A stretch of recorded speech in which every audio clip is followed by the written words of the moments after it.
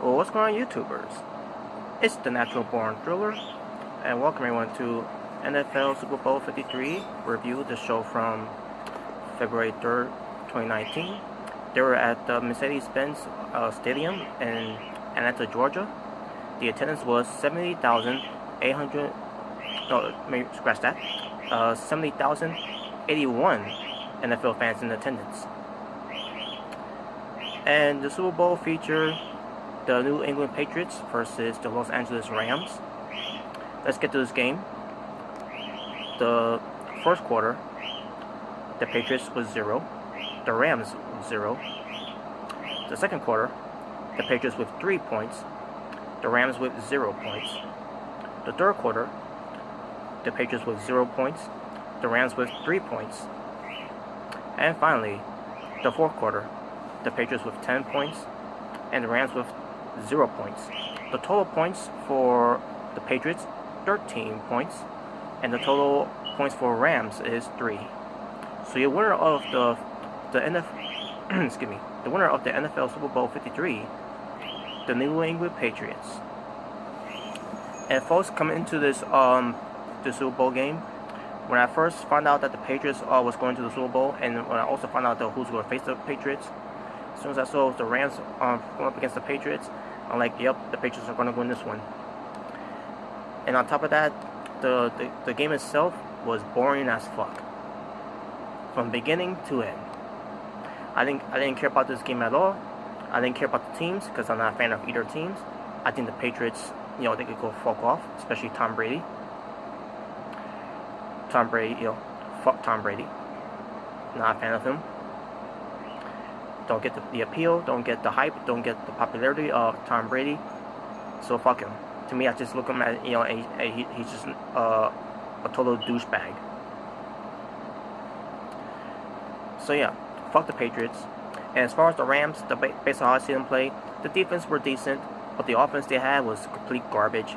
And they keep dropping the ball, like literally and figuratively dropping the ball every time. Rams sucks. And yeah, sure, they may have won Super Bowls in the past before, but based on how I seen them play, they were garbage. They were completely, nowhere near the level of the Patriots. And yeah, and people are saying, Tom Brady is the greatest of all time. They've been saying that for years about Tom Brady, and it's nothing new. But either way, yeah, the Super Bowl I just thought was not that good, so I'm gonna go for a 2 out of 10, just to go for earlier show rating of the Super Bowl 53. It was the most boring Super Bowl I ever sat through, folks. And I've seen a lot of Super Bowls, for the past 9 years. I think 9 years when I first started watching. I believe so. I think the first one I watched when I first seen the Super Bowl was probably 2011. Yeah, I had to make sure it was actually 2011. So for the I guess you could say for the last 8 years of me watching the Super Bowl, and count this year as 9 years of me watching the Super Bowl, 2019 Super Bowl for NFL, Super Bowl 53 was one of the most boringest Super Bowl game I ever sat through, because mainly because of I don't like the Patriots. I also don't like Tom Brady, and I don't basically I'm not a fan of the Patriots, obviously, and I'm definitely not a fan of the Los Angeles Rams. And based on how I saw the Rams play, like I said, they sucked. So yeah, like I said, I'll go for my rating here for the Super Bowl, 2 out of 10. Not worth watching. And hopefully next year's Super Bowl will be 10 times better, and this time more exciting. This time, this year was not that good at all. It was not a good year for NFL. Singing the national anthem from the Super Bowl 53, singing the Star Spangled Banner, was Gladys Knight, who's won multi Grammy Awards, because she is what they call her, the Queen of Soul, something like that. Oh no, actually, the Empress of Soul. That's what I meant to say. The Empress of Soul. I'm probably thinking about Aretha Franklin, who's called the Queen of Soul. But yeah, the Empress of Soul is Gladys Knight, and she sang the the Star Spangled Banner for this national anthem for the Super Bowl 53. Perfect. She still got it. She can still sing. Great. Also, I want to mention this too, by the way, where it pertains to the Super Bowl. I missed the first quarter of the game, basically. Not most of it, but basically I was in and out watching the game as well. Just to go back to the game. But yeah, I basically missed Glenn Knight's national anthem singing. So I went on YouTube to go on the channel of NFL to see it, and again, she did a pretty good job, as always, because she's a multi-time Grammy Award winner, so of course she's going to be doing a great job. So yeah, Glenn Knight, you did a great job. I also got to point this one thing, even though I don't want to mention it, but I gotta mention it anyways because I thought it was so fucking stupid and ignorant. As I'm watching, a couple of clips on YouTube about Glenn Knight singing the national anthem, I noticed one YouTuber going by something by Truth something, Truth something. I don't remember what it was. I don't give a fuck. But and I saw the thumbnail of the video that Glenn Knight is wearing. Basically, she's wearing a white dress, a nice white dress. But in this thumbnail of this person had the symbol of Satan on her dress. Basically like some type of Photoshop type of thing they did, whatever this person did. And I'm like, you motherfucker, and I'm like saying to myself, I expect halftime shows to be criticized about what they do in halftime shows, but in the national anthem, Glenn Knight, because she's wearing a white dress, this person on this person's YouTube channel decided to go for a Satan symbol on her white dress. Go fuck yourself. You're a piece of fucking shit. You know that. And with that type of symbol, it represents how you're going to fucking hell, motherfucker. And now I'll take this time to talk about the Super Bowl 53 halftime show, sponsored by Pepsi, and it will feature the performers. And why I would say that, there were more than just Maroon 5 performing. You have Maroon 5, SpongeBob SquarePants, and the Bikini Bottom Super Band. I'll get to that. Travis Scott, Big Bowie, and the Georgia State University March Band. Let me say it again. The Georgia State University Marching Band. There you go.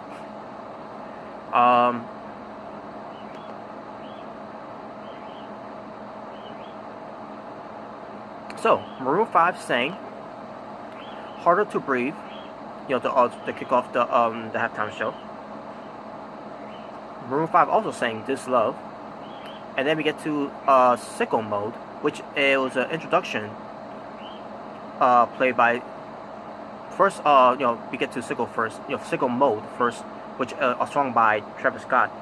But before I get to that point, so yeah, this is the we first get the introduction of "Sweet Victory" by SpongeBob SquarePants and the Bikini Bottom Super Band. The whole thing with the whole Bubble Bowl episode. I don't remember if that was called the episode. That was called the name of the episode. But Squidward leading the Bikini Bottom Super Band for the Bubble Bowl, and they sang the song "Sweet Victory." So yeah, they did that one to do the introduction for "Sicko Mode" for Travis Scott. So Travis Scott comes out. He starts doing his dance, and then Adam Levine from Maroon 5 started dancing along with him. And then of course Twitter. Some people on Twitter were outraged because of the way he was dancing and all that. Yeah, because someone's doing something in the halftime show, they had to talk badly about it. Like last year, what pertains to Justin Timberlake when he was doing his song, Until the End of Time, and then we get an appearance for the late great Prince. The way they did to it, it felt like he was really there.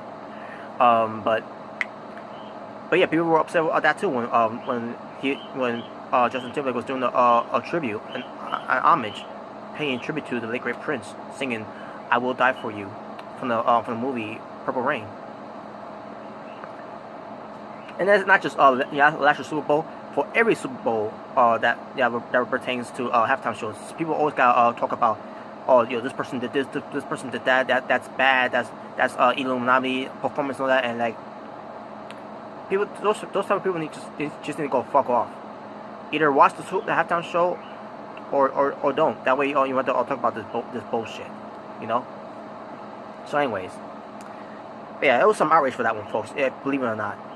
But there was more outrage than that one when we get to the last part of it. But anyways, then we get to Girls Like You, performed by back to Maroon 5 performing.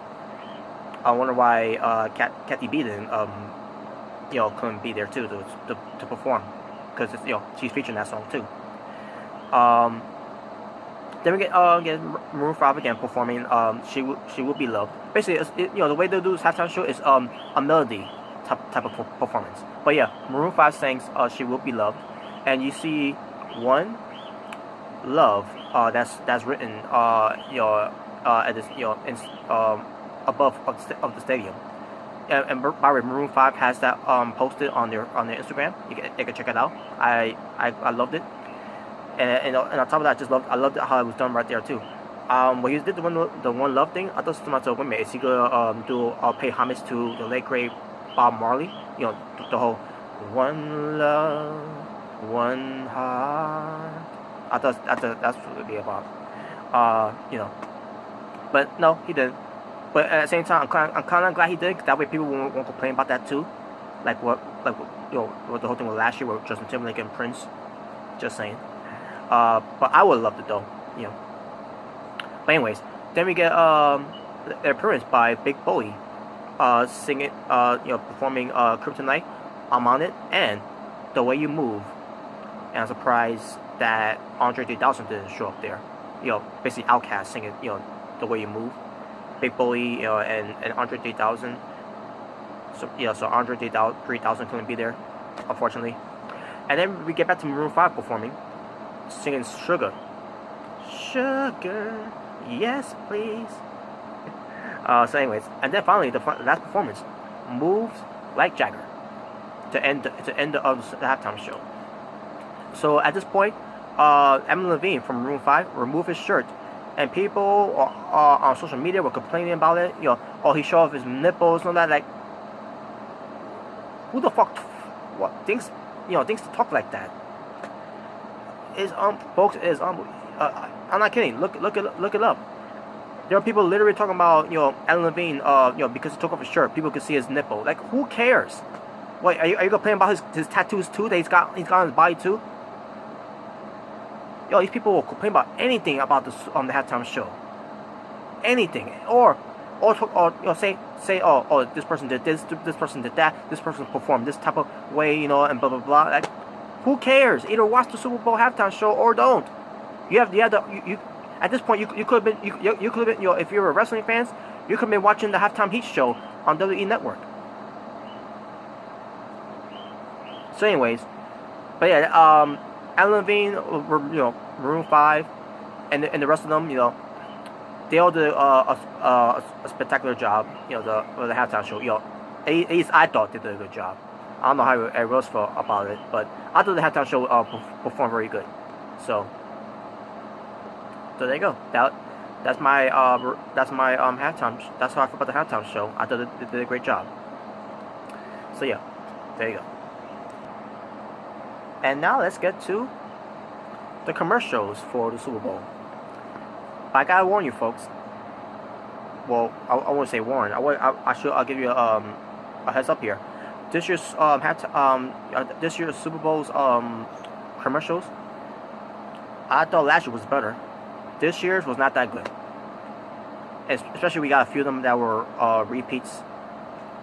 And I also missed a couple of Super Bowl commercials from the beginning, because I should mention this now, because I didn't get to watch the beginning of how the game began, between the Rams versus the Patriots, because I didn't know what time the Super Bowl was going to start.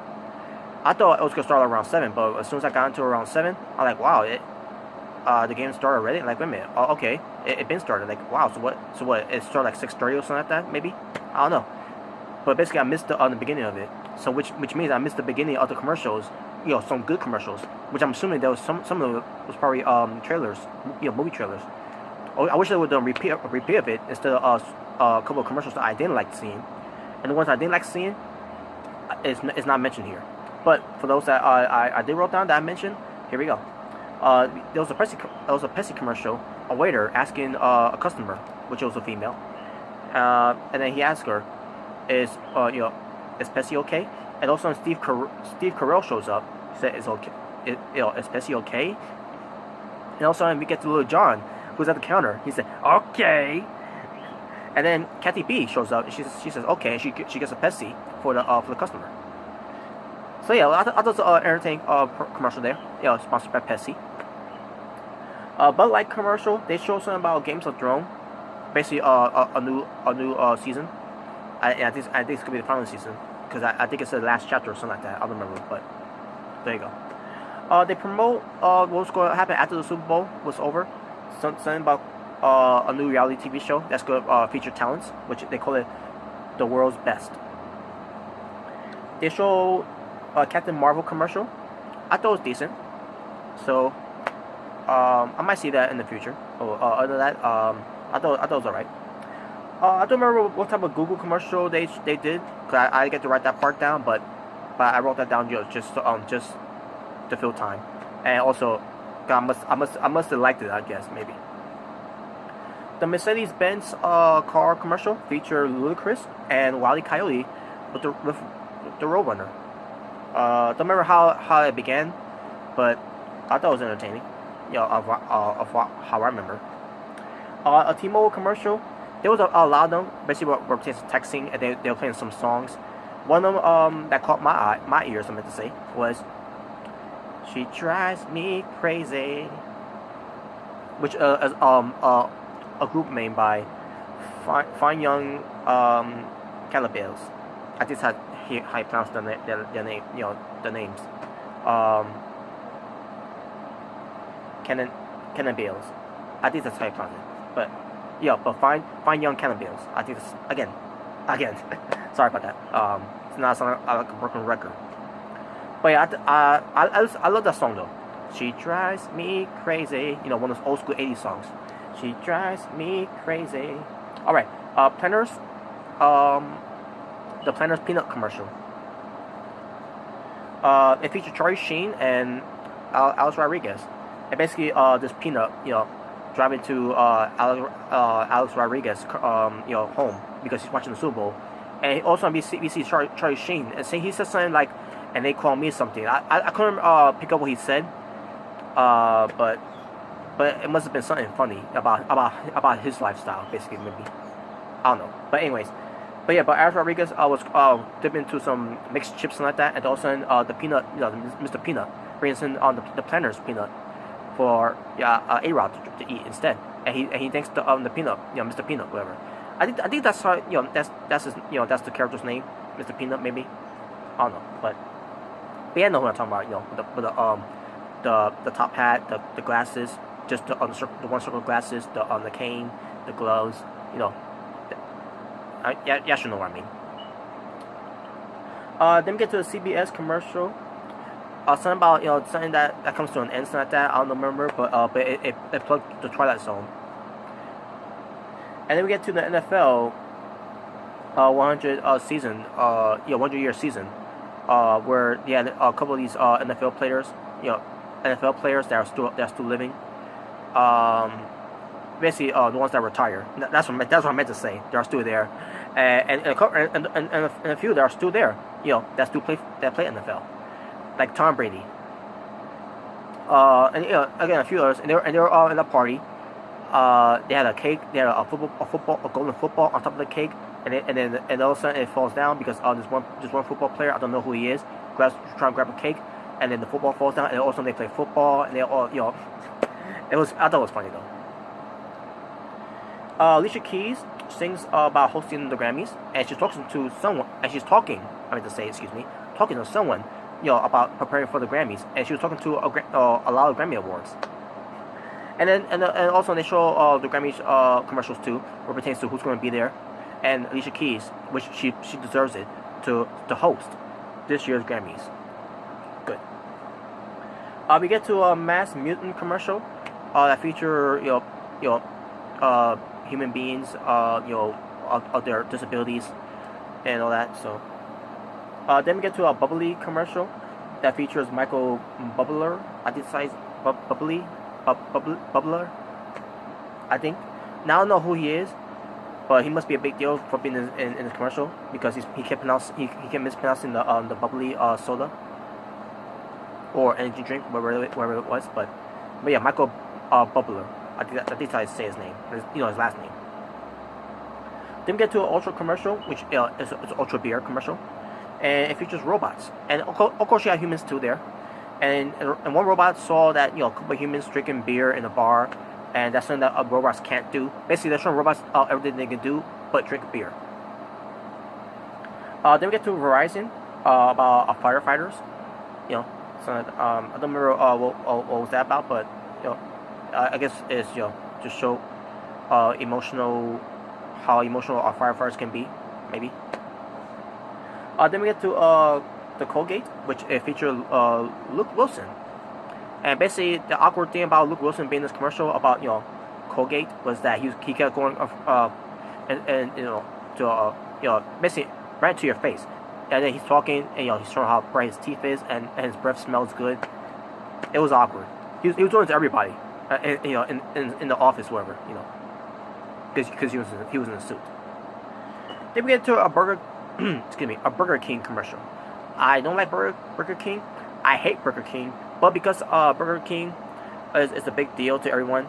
Also, it was basically an old school commercial of Burger King that showed Andy Warhol, and there you go. Then we get to an Amazon commercial that featured a couple of celebrities, and basically about ordering stuff. Yeah. Then we get to a movie trailer called Scary Stories. It looks like a legit type of story. I mean, a legit movie, I meant to say. Not like scary movies or date movies or all those type of parody movies that they do to make fun of any franchise or legacy, or nostalgia movies, whatever. So yeah, Scary Stories is a real horror movie, a legit movie here.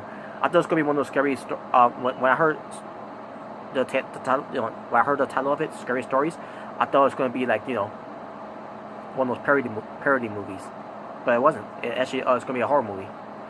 Then finally we get to the Washington Post commercial, where they talk about everything that they talk about on the Washington Post for from years ago, and especially the one from last year, what pertains to 2018, back in what happened with the whole Saudi Arabia order to kill Jamel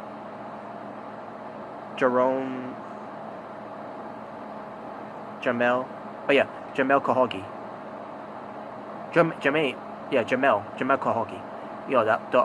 Who's a journalist for Washington Post. And also they show other things too, like I think they show Martin Luther King Jr. about the march. And then the whole thing with Neil Armstrong, the first man on the moon type of thing. And they show other things too. But yeah. And that was basically it, folks. That was basically it for the Super Bowl commercial. So once again, this year's Super Bowl was not good, folks. So yeah, NFL's Super Bowl 2019, Super Bowl 53 was not good. I thought it was garbage. It was not worth watching. Namely because I'm not a fan of either teams, especially to the Patriots. So there you go, folks. So that being said, I'm done. Hope you all enjoy this next. No, I was gonna say XFL. No, that's gonna fail by the way. I just want to say, hope you all enjoyed this NFL Super Bowl 53 review. Thank you all for watching.